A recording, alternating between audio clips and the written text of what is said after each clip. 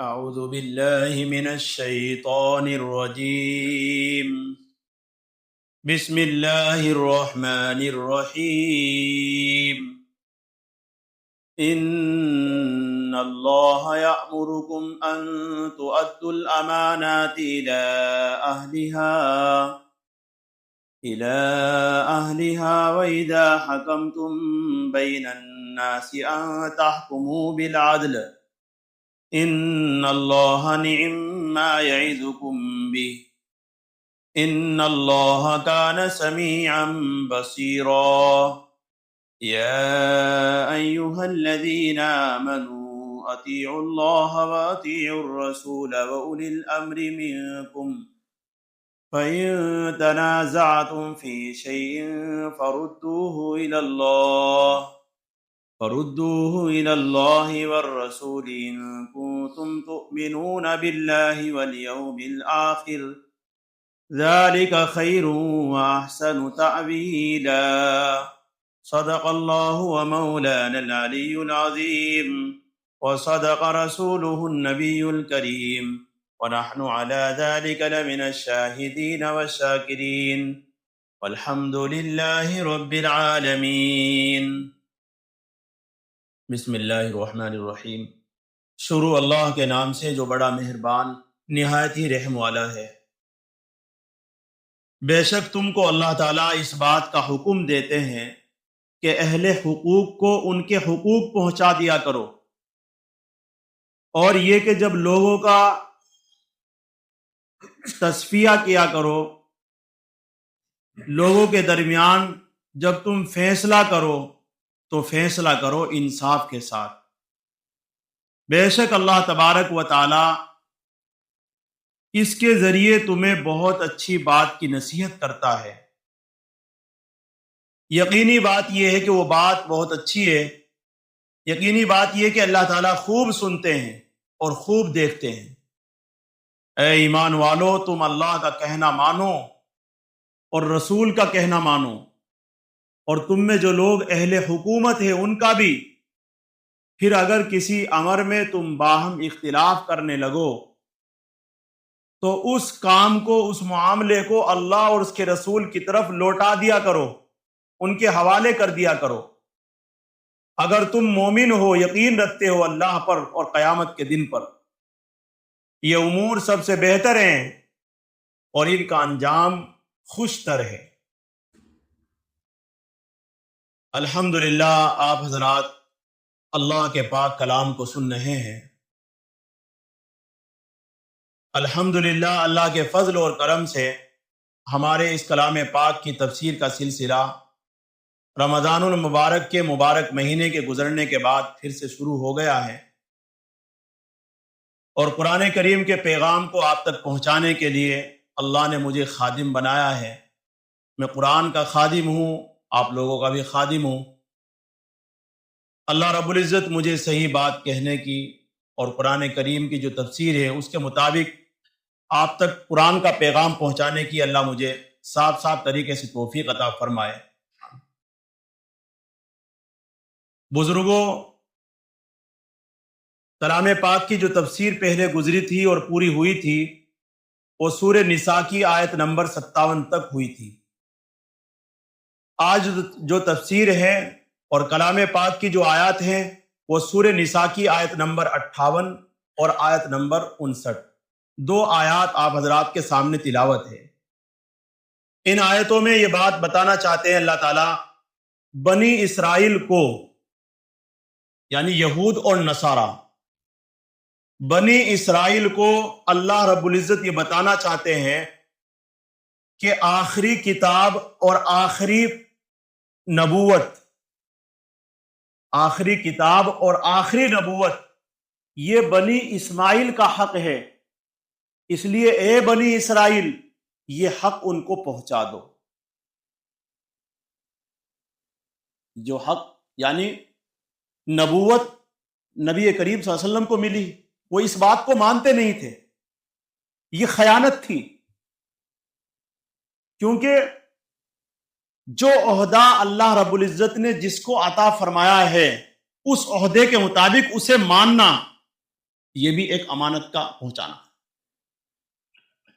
جب اللہ رب العزت نے اپنے پیغمبر، اپنے لاڈلے حبیب حضرت محمد صلی اللہ علیہ وسلم کو آخری نبی چن لیا ہے، آخری کتاب ان پر نازل فرما دی ہے، تو پھر اب دنیا میں کوئی کتنا بھی بڑا، برادری کے اعتبار سے بڑا ہو، مال کے اعتبار سے بڑا ہو، حکومت کے اعتبار سے بڑا ہو، سرداری کے اعتبار سے بڑا ہو، اب اس کے سامنے کوئی چونچا چرا کرنے کی گنجائش نہیں ہے، کیونکہ اللہ نے اپنا نائب محمد صلی اللہ علیہ وسلم کو بنا دیا ہے.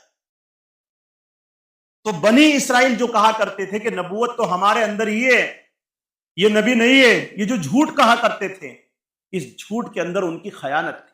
اللہ اسے کہتے ہیں ان اللہ یأمرکم، بے شک اللہ تبارک و تعالیٰ تمہیں حکم دیتے ہیں اے بنی اسرائیل. اب بنی اسرائیل نہیں، پوری دنیا کے انسانوں کو اللہ حکم دیتے ہیں، پوری دنیا کے، کافر ہو، مشرک ہو، یہود ہو، نصارہ ہو، مجوس ہو، کوئی بھی ہو، دنیا کے کسی کونے میں بھی رہتا ہو، اللہ اس سب کو حکم دیتے ہیں. حکم ہے اللہ کا، یأمرکم، میں حکم دیتا ہوں، اللہ کہتے ہیں ان تؤدوا الاماناتی، امانت پہنچا دو، الی اہلہا، اس کے، ان کے اہل تک. اور اہل کون تھے؟ نبی کریم صلی اللہ علیہ وسلم نبوت کے اہل تھے، اس لیے ان کو نبی ماننا یہ امانت ادا کرنا، ان کی بات کو تسلیم کرنا، ان کی بات کو ماننا، قرآن کے مطابق زندگی گزارنا، یہ بھی امانت. امانت کہتے ہیں قابل حفاظت چیز کو، یعنی وہ چیز جس کی حفاظت کی جائے، جس کی حفاظت کی جائے اسے امانت کہتے. تو قرآن، حدیث، ان کی حفاظت کرنا ہم مسلمانوں کی ذمہ داری ہے، اور ان پر عمل کرنا بھی ہماری ذمہ داری ہے.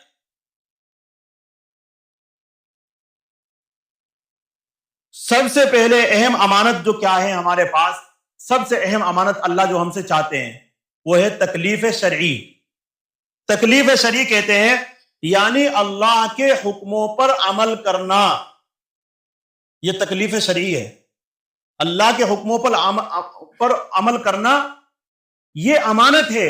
ابھی نماز اذان ہوئی تھی، نماز کا حکم یہ اللہ کا حکم ہے، نماز پڑھو، اقیم الصلاۃ، نماز ادا کرو. یہ سارے مسلمانوں پر یہ امانت سب پر آئی تھی. کچھ نے ادا کر لیے، کچھ رہ گئے. جو رہ گئے ہیں وہی اللہ کے نافرمان ہیں، اور جنہوں نے ادا کر لیے وہ فرمانبردار ہوتا ہے، وہ فرمانبرداروں میں گنا جاتا ہے. ابھی رمضان گیا ہے، رمضان اللہ کا حکم ہے. رمضان کے روزے جس نے رکھے، تراویح پڑھی، اس نے اس امانت کو ادا کیا جو اللہ نے ہمارے اوپر نازل فرمائی تھی سارے مسلمانوں پر. یا ایھا الذین آمنوا کتب علیکم الصیام، جو کہا تھا کہ اے ایمان والو تم پر روزے فرض کر دیے گئے ہیں. اب جس نے اس فرض کو ادا کر دیا اس نے امانت ادا کر دی. زکوٰۃ کا حکم جس پر آیا تھا، جس نے زکوٰۃ دے دی اس نے امانت ادا کر دی. اب جن لوگوں پر حج فرض ہے، جن لوگوں نے حج کی درخواست دے دی اور حج کرنے کے لیے چلے گئے، حج کر لیا، انہوں نے امانت ادا کر دی. جنہوں نے ارادے کر لیے وہ امانت کو ادا کرنے کے لیے ارادہ کر رہے ہیں.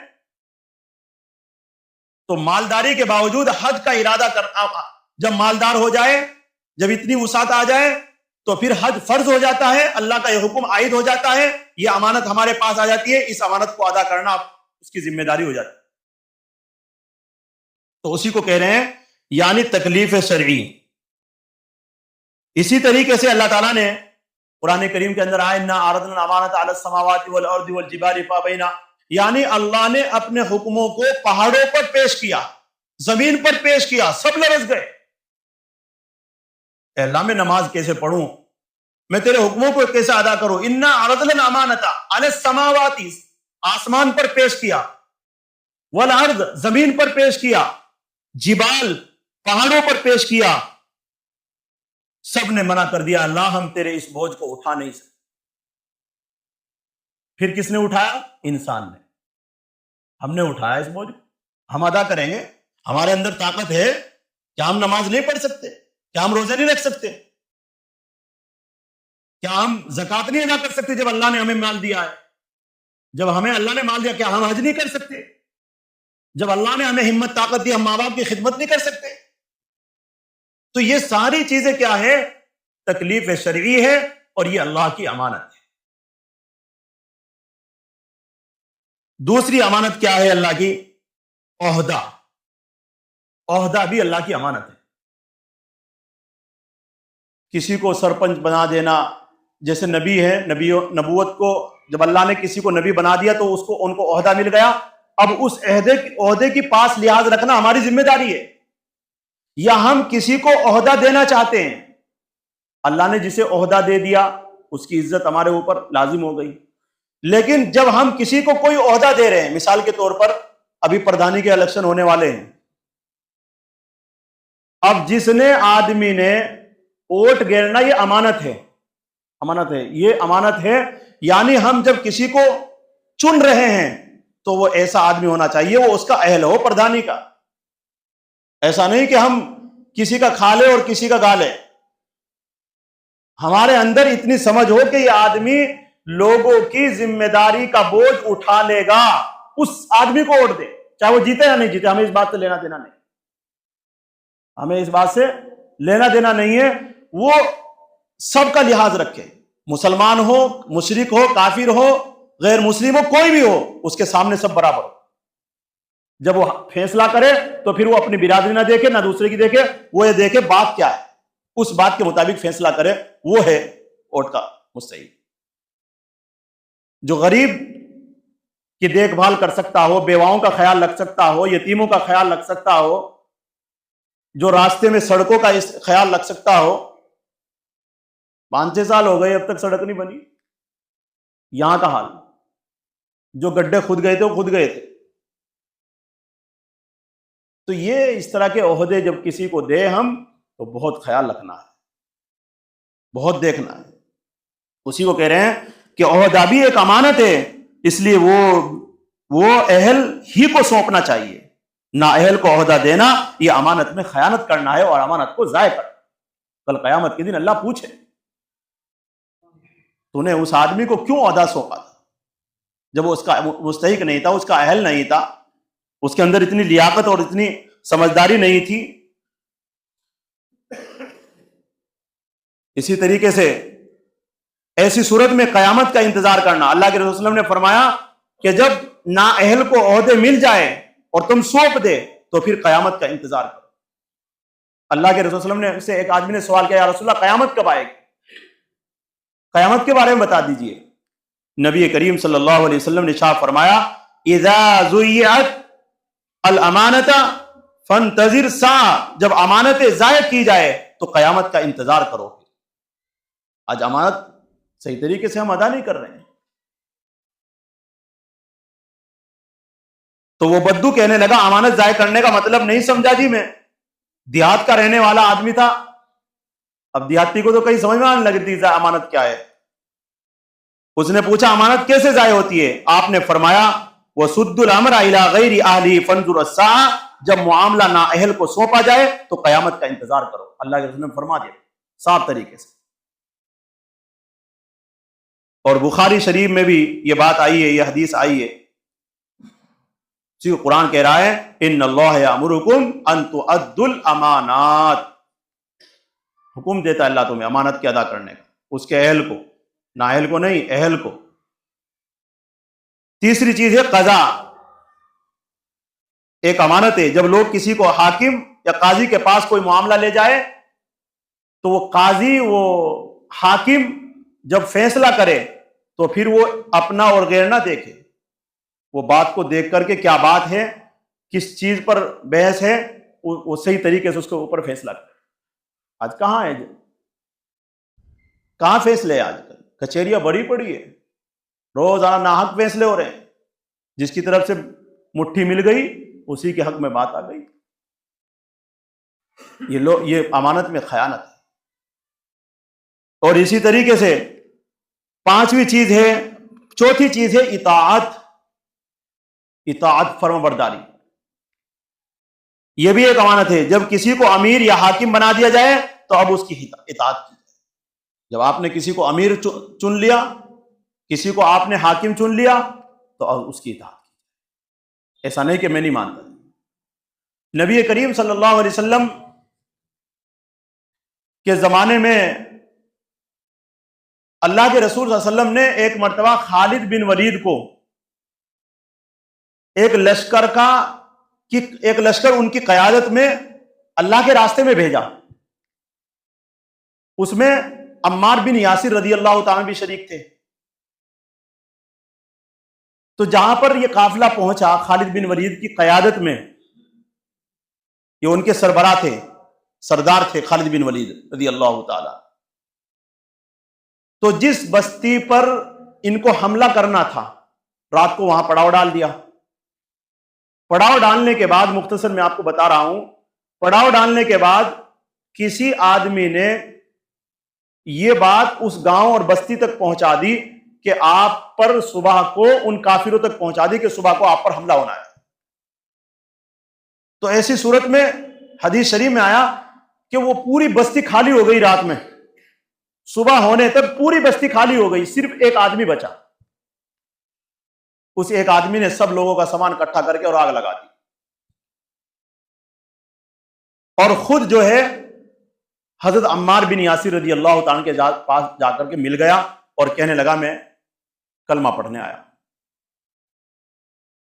ان کو پورا ماجرا سنایا کہ جب آپ یہاں رات میں آئے تھے تو ہمیں کسی نے بتایا تھا کہ صبح کو حملہ ہونا ہے، تو اس لیے پوری بستی کے لوگ بھاگ گئے، صرف میں اکیلا بچا تھا، اور میں نے سب لوگوں کا سامان جلا کر کے اور میں آپ کے سامنے حاضر ہو گیا ہوں. میں کہیں بھی نہیں جاتا ہوں، میں تو مسلمان ہونا چاہتا ہوں.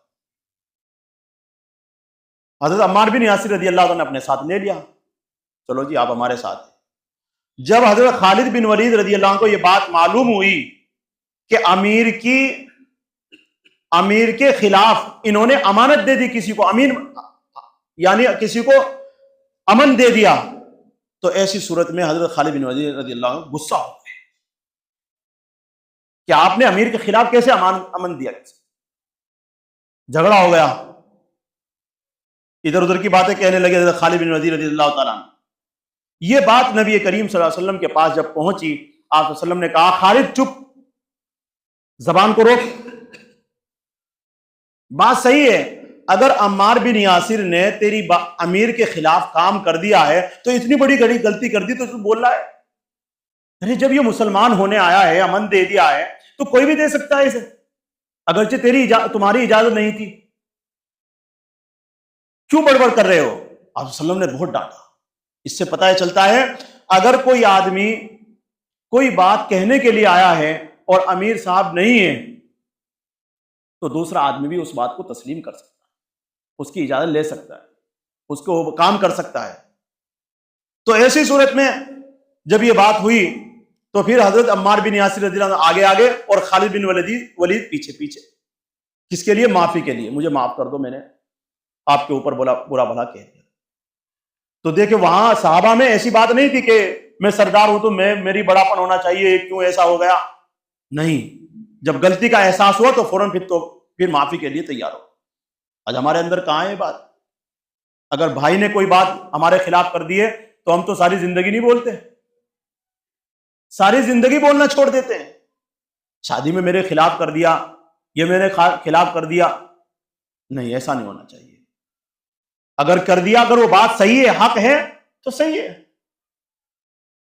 تو میرے کہنے کا مطلب یہ ہے کہ اطاعت امیر کی، اور ایک ہے اطاعت، آگے آئے گی بات، علماء کی. اللہ سب سے پہلے تو اطاعت کس کی؟ اللہ اور اس کے رسول کی. اس کے بعد اگر اللہ رسول کا حکم نہیں ملتا ہے اور ہمیں عالم ہے ہمارے پاس کوئی اچھا، اس کی بات کو مانا.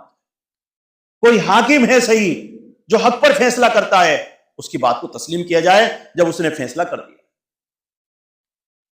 تو اسی کو کہا جا رہا ہے بات بہت اہم ہے، یہ بات سمجھنے کی ہے. سب ہمارے تک یہ بات پہنچتی نہیں ہے، ہم بیانوں میں بیٹھتے نہیں ہیں. یہ اللہ کا بڑا احسان ہے، کلام پاک کے ذریعے ہمیں یہ بات مل رہی ہے. پانچویں چیز ہے عام امانتیں، وہ پیسوں کی امانت ہو، گاڑی کی امانت ہو، کوئی بھی امانت ہو. ان بات کے بعد پھر عام امانت کا نمبر آتا ہے. کسی نے کوئی بات ہمارے پاس، بات بھی امانت ہوتی ہے. کسی مجلس میں کوئی بات ہو رہی ہے تو ہم اس بات کو باہر نہ پھیلائیں.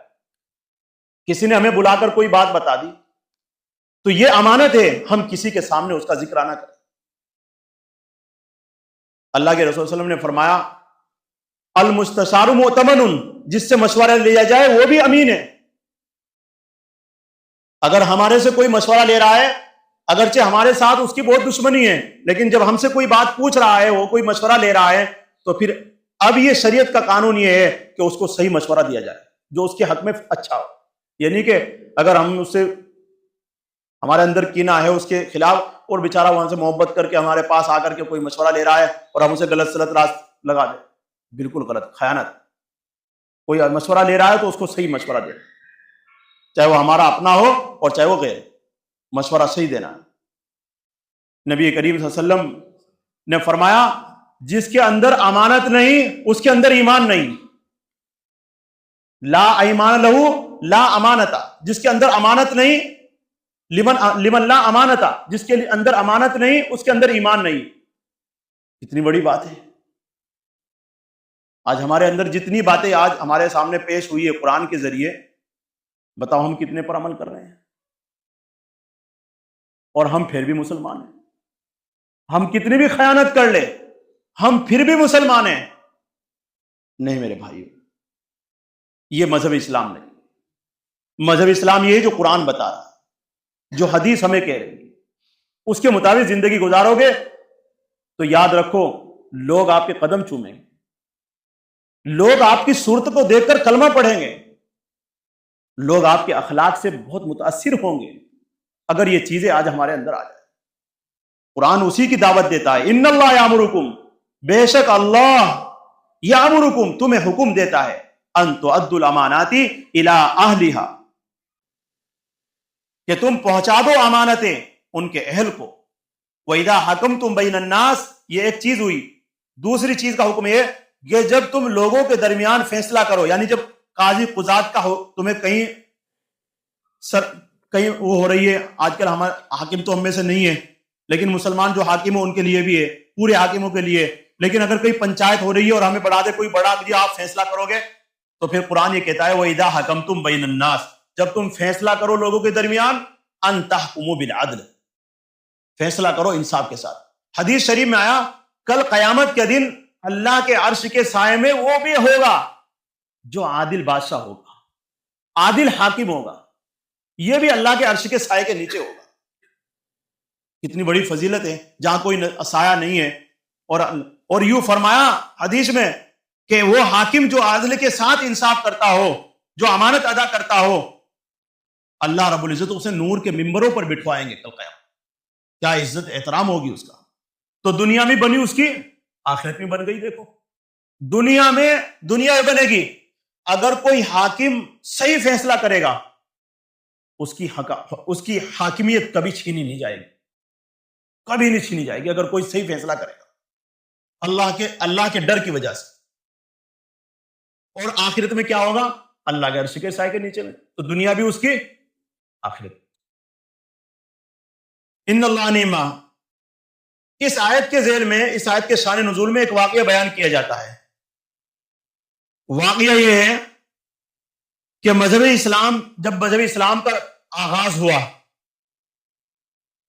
تو زمانہ جاہلیت میں مذہب اسلام سے پہلے جو عرب کے جو لوگ تھے، مکے کے جو لوگ تھے، آپ وسلم کا جو خاندان تھا، وہ خاندان حجاج اکرام کو، یعنی جو حج پر لوگ جایا کرتے تھے، ان کو پانی پلایا کرتے تھے زمزم، اور ان کی خدمت کیا کرتے تھے، جس میں حضرت ابن عباس رضی اللہ عنہ، آپ کے چچا کا نام آتا ہے کہ آپ کا لقب تھا سقایا کہتے ہیں پانی پلانے والے کو۔ تو زمزم پلایا کرتے تھے لوگ حاجیوں کو۔ اسی طریقے سے کعبے کے دروازے کے کھولنے اور بند کرنے کی ڈیوٹی عثمان بن طلحہ رضی اللہ عنہ کے پاس، یہ اس خدمت کے لیے مامور تھے کہ کعبے کو کھولنا اور بند کرنا انہی کی ذمہ داری تھی، چابی انہی کے پاس تھی۔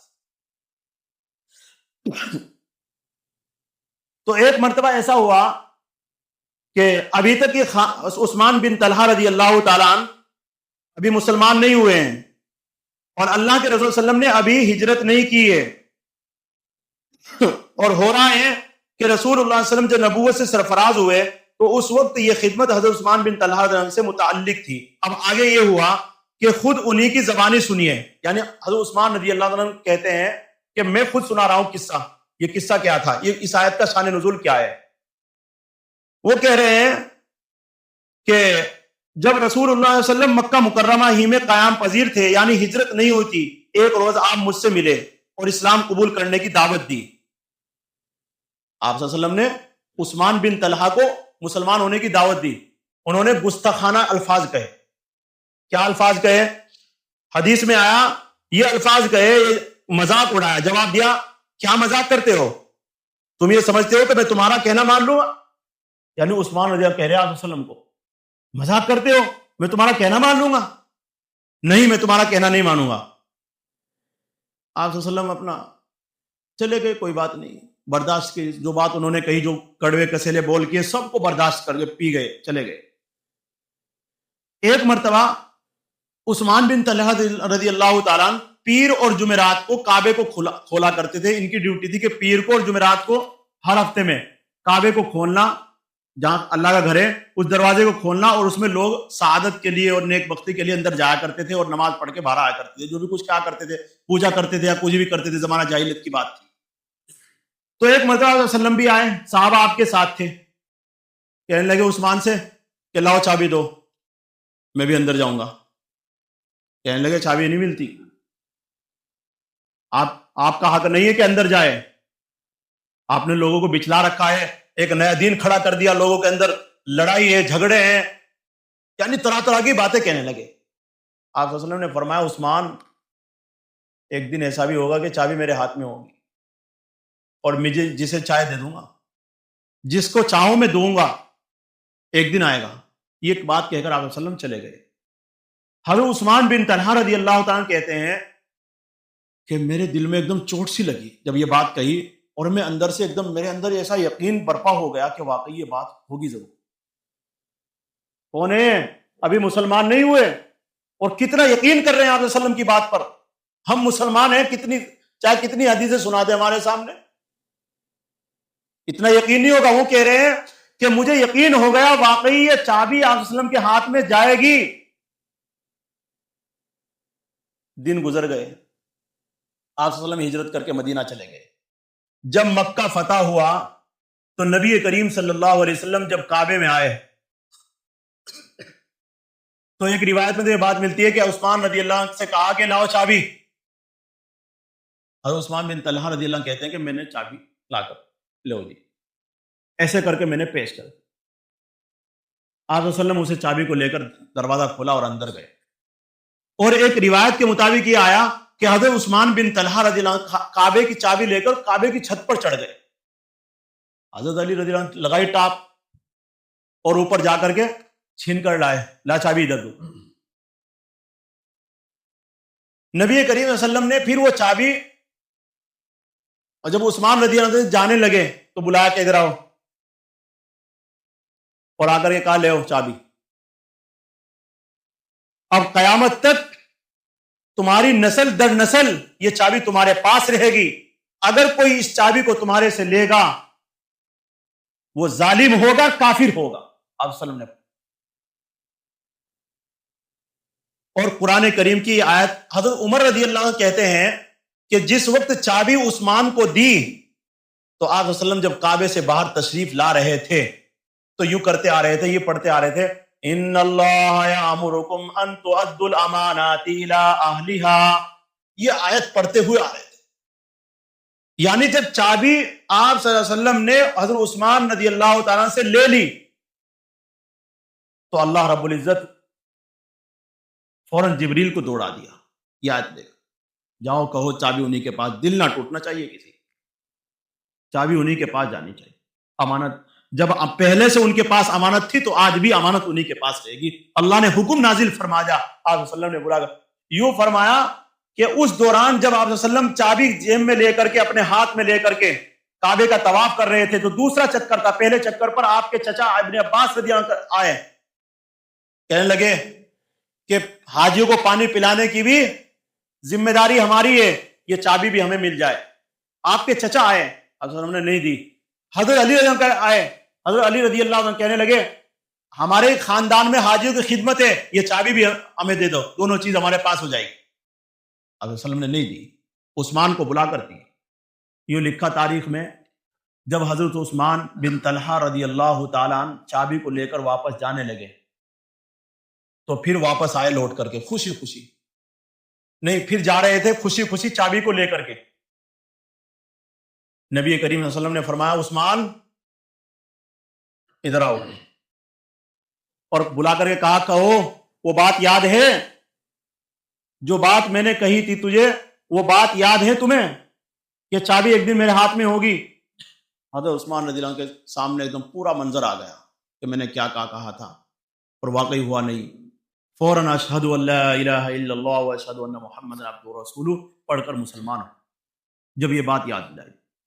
تو کہنے کا مطلب یہ ہے کہ دیکھو جب امانت ان کے پاس پہنچی تو امانت یہ اس طرح کی بھی امانت ہے، تو امانت جب ان کے پاس پہنچی اللہ نے انہیں اسلام کی دعوت دی، اور یہ اخلاق تھے جو آپ صلی اللہ علیہ وسلم کے تھے کہ کسی کا دل نہیں توڑا۔